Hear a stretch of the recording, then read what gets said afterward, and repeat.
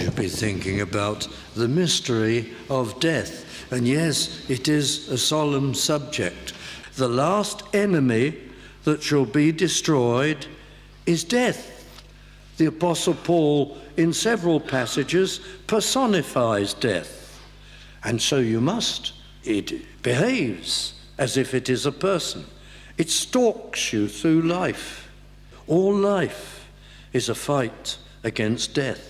Sickness is only a department of death, a warning, a premonition, and ultimately may very well carry us to it. It's a constant process, death. Why, it's obvious and so often said, we're dying from the moment of birth. Death is demanding, relentless, no yielding. It tortures you. It plays with you, death. It baits you. It mocks you. It's always there, the great shadow over you. It almost beckons you in life. Some people it beckons in a curious way. It kind of challenges them to do dangerous things, to go in for perilous pursuits, or it lures people into drink and drugs or things that will eventually be the ruin of them. Or if you're so made and you're inclined to deep depression, death comes in, it's a coward, and beckons you. Death, it'll take away your loved ones ruthlessly and take you from them. Death taunts. It taunts us. Some of you young people, you don't know much about the taunting of death yet. You will. When from time to time, as you get older and you get sick, first of one thing, then at another, it just looks you in the face. And death kind of leers at you. Come on, come on. Death, oh friends, it's so dishonest. I know a lady not so very long ago. She had an operation. It wasn't a particularly serious operation. She was getting so much better, and suddenly she's gone. Nobody expected it. The doctors no doubt had done their best, and the surgeon, and it wasn't a life-threatening thing. And this happens, and suddenly it swoops. If you're not converted, you're at the mercy of death with all its tricks and taunts.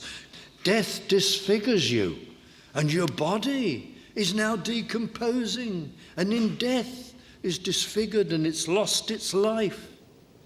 If you're not a Christian, everything you've ever learned, every experience you've ever had, every skill you've ever picked up, everything that's added anything to you and made you more worthwhile as a person has gone, finished, never to be exercised again. Death will not be reasoned with.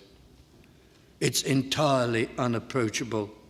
You cannot persuade it to leave you alone, not for a moment. You have no worse enemy. You have no more formidable and ruthless enemy than death. There's nothing to be more feared. In the Bible, in the book of Job, in chapter 18, death is called the King of Terrors. And when you're near to it, it can be that too, consciously. It leaves people lonely on earth.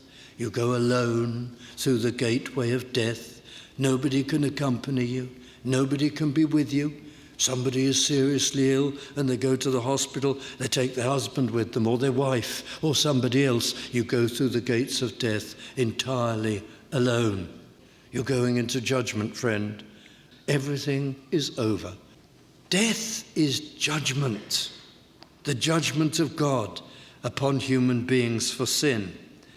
But if you come to Christ and you trust in him, you may be the most evil man or woman in the world, and people may say, how could such a person ever come to Jesus Christ? But if you pour your heart out before him and tell him your worst and ask him for his pardoning love, if you mean it, he'll change you. And so when the time of physical death comes, Christ will lift us right through it, and we will scarcely taste it and know it. When the light of this world turns out, the light of another will come on. and he'll receive you. The friend of sinners, the saviour of men. Listen to him.